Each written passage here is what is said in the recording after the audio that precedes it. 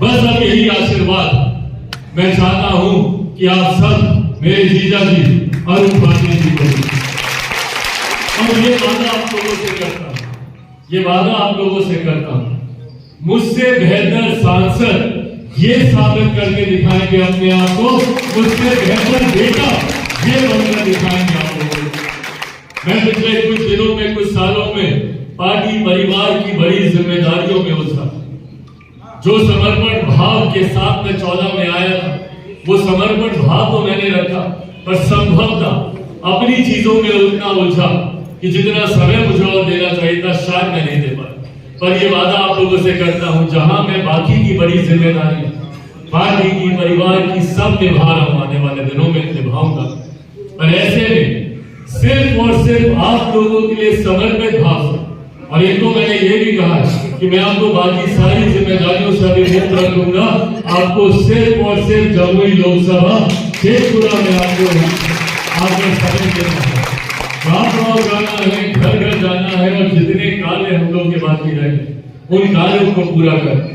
ये वादा भी आप लोगों को करता हूँ। मुझे गर्व होता है जब देश में, दुनिया में जहां भी जाता हूँ, अलग अलग प्रदेशों में जाता हूँ,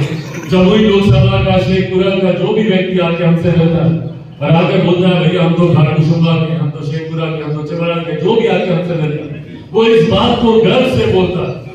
कि भैया हमको गर्व होता है कि सदन में जमुई लोकसभा का नाम आपकी वजह से गूंजता रहता है, आप हम लोग के विषय को उठाते रहते हैं। पर ये वादा आज आप लोगों से करता हूं कि आने वाले दिनों में मुझसे भी ज्यादा इस क्षेत्र की समस्याओं को अरुण पाटिल जी उठाने का काम करेंगे। ये बात आप लोगों से करने वाला मेरे परिवार के हैं, आपके परिवार के। जिस हक से आप लोगों ने मुझ पर अपना अधिकार जमाया, उतना ही हक आप इन पर रखें। जिस सरल और मधुर स्वभाव के ये हैं, मैं मानता हूं और मुझे विश्वास है कि कहीं